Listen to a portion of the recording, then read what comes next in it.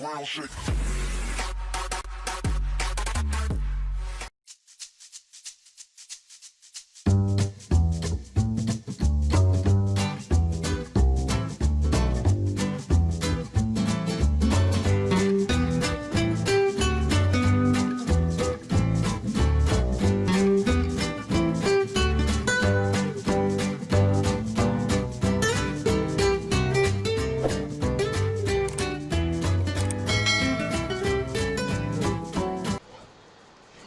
Hello students, in our last session we have studied about arrays as member of classes in chapter classes and objects. Let's study about arrays of objects now. Arrays of objects. See, array is nothing but a collection of homogeneous data elements. Homogeneous meaning similar kind of data. Just like you created array of integers, array of floating point numbers, array of characters, you can also create arrays of objects. Arrays of objects can also be created. So arrays of objects can be defined as an array having class type elements is known as array of objects. An array of objects is declared after class definition and is defined in the same way as any other array. So just like you declare any other array, even you can declare the array of objects in the same manner. Say for an example, consider class employee. Here employee is the name of my class. Employee class contains the data members like name, which can store character type of data. Maximum you can store 10 characters. And age is another data member of the type integer. Two member functions has been defined. One is get data function, another one is display data function. Get data function is used to declare the or to enter the details of the employee. Display data function is used to display the contents of employee. See, this is the end of the class. So my class contains two data members and two member functions. Here I am creating the objects for the class employee. See, class employee, this is the name of the class employee. Supervisor, supervisor is the name of the object. See, this is not just an object, this is an array of object. See, here I can store three details of a supervisors. Three supervisors details can be stored. So, employee, supervisor of 3. That is the meaning. Employee, sales executive 5. See, sales executive is an array of objects for the class employee where I can store 5 sales executives details. Another object has been created called team leader. Here, team leader is an object where I can store the details of 10 team leaders of the type class employee. So, instead of creating supervisor 1, supervisor 2, supervisor 3, instead of creating 3 objects for the class employee, I have created an array of supervisor. Similarly, instead of creating 5 sales executive like sales executive 1, sales executive 2, sales executive 3, sales executive 4, sales executive 5, instead of creating 5 variables, I have created array of variables in order to store the details of 5 sales executive. In the same manner, I have created the array of 10 team leaders which will store the data of these supervisors, sales executive, team leader of the type employee. See, this is the illustration. See, supervisor. See, array always begins with the index 0. It doesn't start with 1. It starts with 0. See, the first supervisor details will be stored here. The name and age of the first supervisor will be stored here. Name and age of the second supervisor is stored in the index 1. Name and age of the third supervisor will be stored in the index 2. This is the storage of data items in an object array. How the data will be stored within the array that I have drawn here. An example program to show the use of array of objects. As your C++ programs always begins with a preprocessor directive, here I have included two preprocessor directives. One is hash include iostream.h. It will tell how cout and cin should work. Another one is corneo.h, console input output header file, which tells how clear screen and getch should work. See, I have created one class called data. Data is the name of my class, which has 3 data members like roll number, maths and science of the type integer. 3 more member functions have been created in order to calculate average, get data, put data. Get data function is used to input the values of the student. Put data function is used to input the or display the details of the student. Average function is used to find the average of maths and science. See, if I don't specify any access specifier here, that means it is private by default. See, access specifier is not mandatory. Specifying is not mandatory. If you don't specify, by default the compiler will take it as an private data. Okay, get data function, let it be right now. See, let's start with the main function, because your program execution always begins with the main function. See, clear screen, you know it will remove the garbage values. Okay, here for the class data, I am creating array of objects. See, nothing but student is the name of my object. For the class data, I am creating 3 student details. Right? So, instead of writing student 1, student 2, student 3, instead of creating 3 objects, I am creating array of objects. This is nothing but array of objects. Okay? For int I is equal to 0, I less than 3, I plus plus. This is, I am using for loop in order to input the data, find out the average and display the contents of 3 students. I am making use of for loop. Student I dot get data. See, I is equal to 0. I less than 3. Yes, true. That means student 0 dot get data. Now the control will come to the get data function. Here is my get data function. So for the student 1, we will enter the roll number, we will enter the maths marks, we will enter the science marks. After entering the roll number, maths marks, science marks, the control will go to the put data function. See, the function can be called from any function. From the get data function, I am calling the put data function. So the control will come to the put data function. Here is my put data function.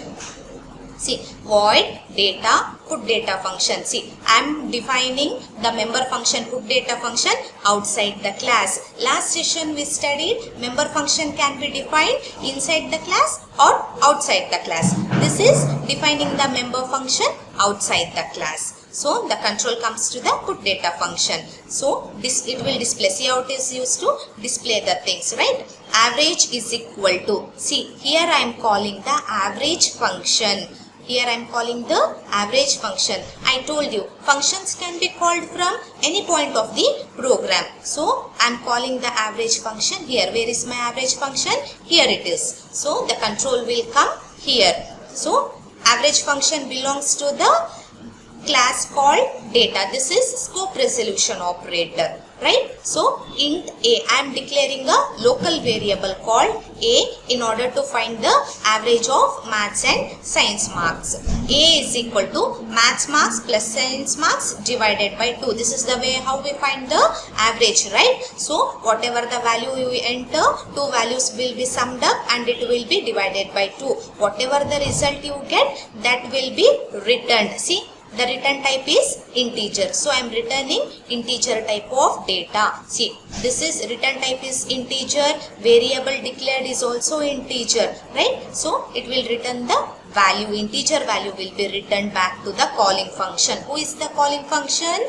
Put data is my calling function. Why? Because from put data function I am calling the average function. So whatever the value has been written, that is going to be displayed. So only about the first student we have find the average. Similarly, 2 more students, average will also be found out. See, increment, the control will come back to the calling function, that is here, return 0. See, the loop will be incremented. What is that? I plus plus. Increment the value of I by 1. So I is equal to 1. 1 is less than 3? Yes, 1. So student 1 dot get data function. So for the second student, I am calling the get data function and the control will come to the get data function. Similarly, for the second student, I will enter the roll number, maths marks and science marks. I will call the put data function. Put data function, see, it will display average is equal to, average function will be called. Average function is here. Okay, once again I will tell you, average function belongs to the class data. That is the reason why scope resolution operator has been defined. See, this average function doesn't take any argument and it will return integer type of data. Here I am declaring a local variable called a in order to find the average of two subjects. So a is equal to maths plus science divided by 2. Whatever the marks you enter, for that the average will be found out and it will return that value. Who is calling? Put data function is calling. So the control will come to the calling function. So this will be displayed. Average of second student will be displayed. Now the control will comes to the for loop. So increment the value of I. What will happen? 1. 1 plus 1, 2. 2 is less than 3? Yes. Now student of 2 dot get data. That means I am calling the get data function in order to store the details of third student. Right? So the control will go to the get data function. See, get data function belongs to the class data. So scope resolution operator defines member function belongs to which class. See, this function doesn't accept any argument and it doesn't return any kind of data. That is the reason I have written void here. So see out. So what I will do, enter the roll number. Roll number will be entered for the third student. Enter the maths marks will be entered. Enter the science marks. Science marks is going to be entered and I will call the put data function. Put data function, where is my put data? Here it is. See, so I will display average is equal to call the average function. Where is my average function? Here it is. So A is a local variable of the average function. Local variable meaning this A can't be used in any of the outside functions. I can't use this A in get data function, in put data function, in main function, because A belongs to only average function, nothing but local variable.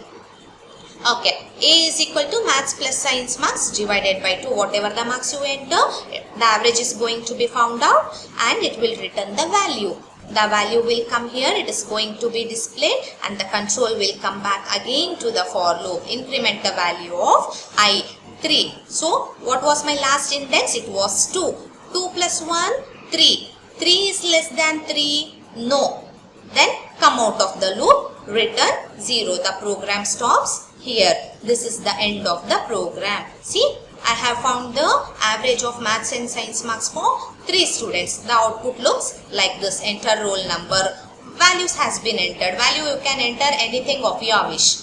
Okay. Enter maths marks, science marks. See, 56 and 78. The average of 56 and 78 is 67. So, the second student roll number has been entered, 24. Maths marks is 56. Then science marks is 77. For the values 56 and 77, the average is 66. Similarly, for the roll number 12, the maths marks is 44, science marks is 89 and the average of these two things is 66. This is the way how it works. Now you understood what is array of objects.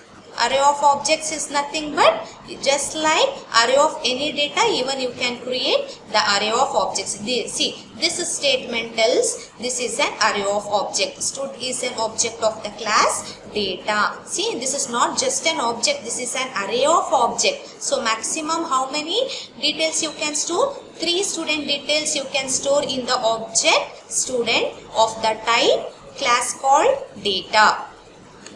Next one is objects as function arguments. Okay. See, objects can be declared, arrays can be declared as member data, array of objects can be created for the function, user defined function in an argument, even just like your integer, float, normal data types, even you can pass the objects as arguments. Let's see how it will work.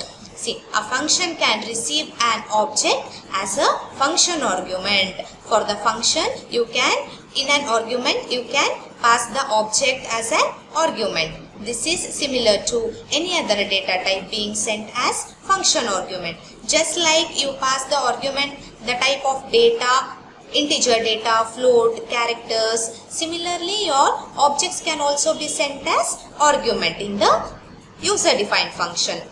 An object can be passed to a function in two ways. See, in our last year, first PUC, in the user-defined functions, we studied how the functions can be called or how the data can be passed. That is in two manner. One is pass by value, another one is pass by reference, or call by value, call by reference. In the same method, we will use with the objects also. So, in the pass by value method, copy of an entire object is passed to the function, whereas in pass by reference, only the address of the object is transferred to the function. See, what you learned in the first PUC, the concept doesn't change. The concept is same as that of what you learned in your first PUC, user defined functions chapter. In pass by value, a copy of the object is passed to the function. See, a copy of the object is passed to the function. The data duplication is done here. Two copies will be saved in the memory location. The function creates its own copy of the object and uses it. Therefore, changes made to the object inside the function do not affect the original object. See, the original object will be there when you pass the object as a function argument. Another copy of the object will be made by the function. So, it will work with its own copy of the object. It doesn't, whatever the changes you made in the function argument doesn't harm or doesn't affect the original object, because it is just like nothing but I am giving you a notes for a Xerox. So, whatever you change in your Xerox copy, that doesn't change in my original copy. Just like this.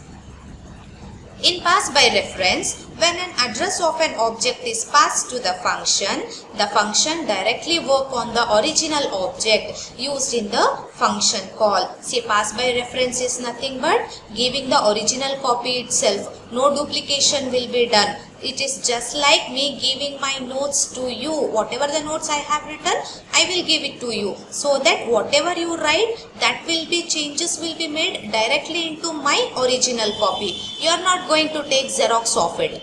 That is the concept which is related to the pass by reference. This means changes made to the object inside the function will reflect in the original object itself, because no duplication will be done. Whatever the change you are going to do the changes with the main object itself, because function is making changes in the original object itself. So, the pass by reference is more efficient since it requires only to pass the address of object and not the entire object.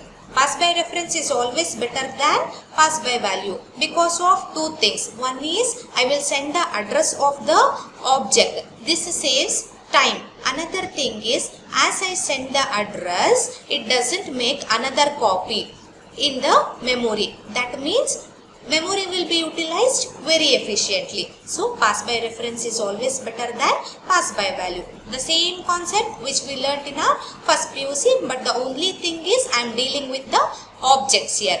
There I dealt with the normal variables, normal data types. See, this is one example.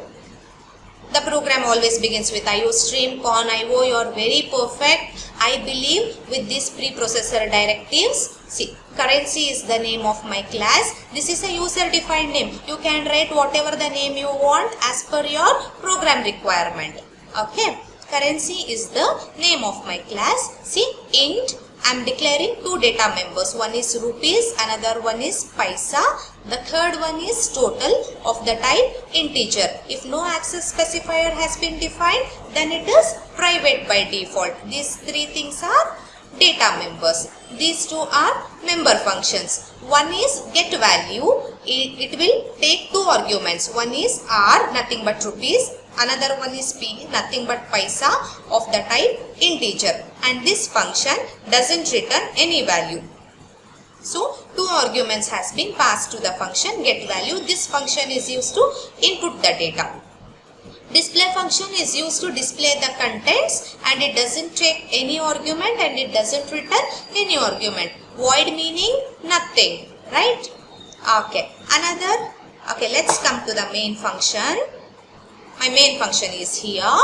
Okay, main function. See, for the class currency, I am creating a variable called C. C is nothing but a class variable. Class variable is nothing but an object. So, C is the object of the class currency. C. Using the object C, I will call the get value function as it accepts two values of the type integer. I am passing 5 and 75. Here 5 is nothing but rupees, 75 means paisa. 5 will be copied to R, 75 will be copied to P. Check it out here. See, the control will comes to the get value function. When that function is called, the control will come here, get value function. See, whatever the value 5 is copied to R, 75 is copied to P. Okay, see, I am defining the member function outside the class. That is the reason why I have made use of scope resolution operator. Scope resolution operator tells the member function belongs to which class, right? So, whatever the value R has been received, nothing but 5. 5 is copied to rupee. See, rupee is here, nothing but a data member. I am copying my values to the data members. The value P received 75, that will be copied to paisa variable, nothing but data member. Okay, now I will convert the rupees and paisa to the paisa format. As we know, 1 rupee is equal to 100 paisa. So, in order to convert my rupees into paisa,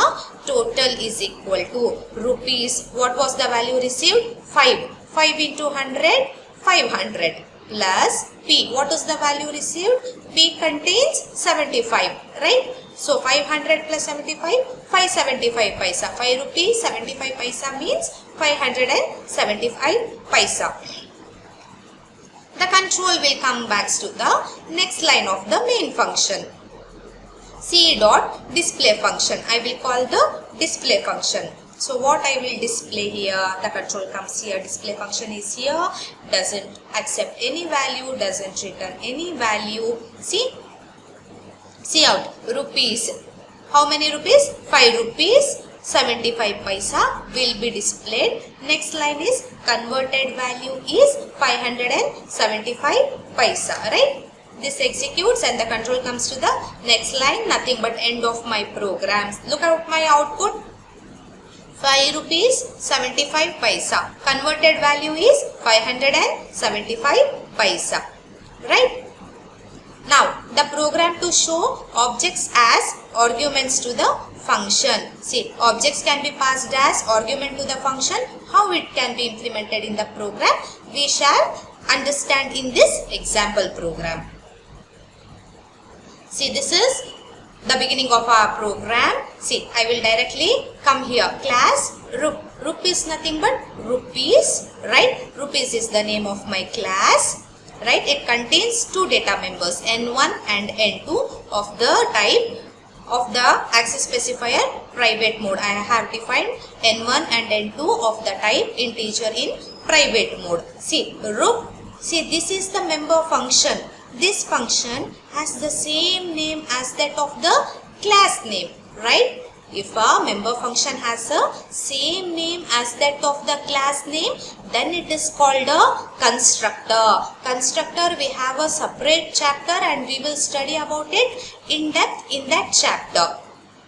So, for this program, how much is required, I will explain you here. Rup is nothing but a constructor. It is a nothing but a member function which has the same name as that of a class name. See, and in this is a default constructor because I am not passing any arguments here. This is a default constructor. See, I am initializing. Constructors are used to initialize the values of data members. Initial values store ಮಾಡೋದಕ್ಕೋಸ್ಕರ ನಾವು constructors ನ use ಮಾಡ್ತೀವಿ. See, for the data members n1 and n2, I am storing the equal values called 1. See, n1, the initial value of n1, I am storing it as 1. For the variable n2, I am storing the initial value called 1. In order to initialize the data members, I will make use of the constructor. Get data function, put data print function, we will see later. Coming to the main function, as your program execution begins here. Rook class, I am creating 3 objects, right? R1, R2, R3. R1, R2, R3 are the objects of the class Rook. So what I will do for the object R1, I will call the get function. So where is my get function? Here it is, the control comes here. See, this is a member function which has been defined inside the class. Get member function has been defined inside the class itself. So enter the first number. You enter the value of your wish. Say for example, you enter it as 5. Okay. Enter the second number. I will enter it as 6. Okay. I will enter the value 5 for n1, 6 for n2. Now the control comes to the next line of the main function. For the object R2, I will call get function. So R2 dot get function. The control comes again here. Enter the first number. I will enter the value as 1. Enter the second number. I will enter the value as 2. This is the end of the get function. So the control will comes to the next line. Here R3 dot multi. I am calling the multi function for the object R3 by passing the objects called R1 and R2. See, this is what it highlights. Passing the objects as an argument. See, R1 and R2 are not just my normal variables. They are my objects. I am passing the 2 objects as an argument for the function called multi. This line is quite important. This will tell. Okay, using the object R3, I will call multi-function R1 and R2. Where is my multi-function? Here it is. See. So, void multi rook R1, rook R2. See, R1 is an object of the class rook, R2 is the object of class rook. Right? I used to write for other programs in the previous year, I used to write int a comma int b. Same manner, the way you specify data type and variable name, in the same manner I will specify class name followed by object name. So what I will do, n1 is equal to r1 dot n1 into r1 dot n2. What does my r1 contains? R1, n1, what does my n1 contains? N1 contains 5 and the n2 contains 6 for the r1 object. This will be multiplied. 5 6 are 30. So 30 will be stored in n1 variable. N2 what I will do for the object R2, I will multiply the values of n1 and n2 of the object R2. What was the values I entered for n1 and n2 for the object R2? For object R2 I entered the value 1 for n1 and for the object of R2 I have entered the value 2 for n2. These two values will be multiplied. 1 into 2, 2. So the 2 will be stored in n2 and the control will comes to the next line. Which is my next line? Using the R3 object I will call the print function. Where is my print function? Here it is. So print function. Print function, see, product is equal to n1. What does my n1 contains? 30. Because I multiplied 5 into 6. 30 will be displayed here. Product 2 is equal to 1 2s are 2 will be displayed here. See, this is the end of my class. All three my functions, get function, print function, multi function has been defined inside the class. This is nothing but member functions inside the class. This is passing the object as an argument to the function. So, let's look at our output. So, what was the values entered? Enter the first number 5, enter the second number 6. These are the values which I entered for the object R1. For the object R2, the n1 value entered was 1, the n2 value entered was 2. So, product is equal to 5 6 are 30, product 2 is equal to 1 2s are 2. These are my final output. Next one is difference between structure and a class. What are the difference between structure and class? See, structured you learned in the first PUC. Class is a new thing which you are learning in the second PUC. The main difference between structure and class are, see, in C++, structure is defined with the keyword struct. Structure should always begin with the keyword called struct, whereas your class should begin with the keyword called class. Structure members are public by default. So whatever the data you enter, it will be in the public mode only in structures. In class, the class members are private by default. If you don't specify the access specifier, it will take it as private. Okay. Next difference is structure does not support inheritance. See, in the last year we didn't study any concept related to the inheritance. So because structure doesn't support inheritance, whereas classes supports inheritance. Inheritance is one of the feature of OOPS which we learned in our 6th chapter. In depth we will study about the inheritance in the next chapter. We will get inheritance as one chapter in our C++.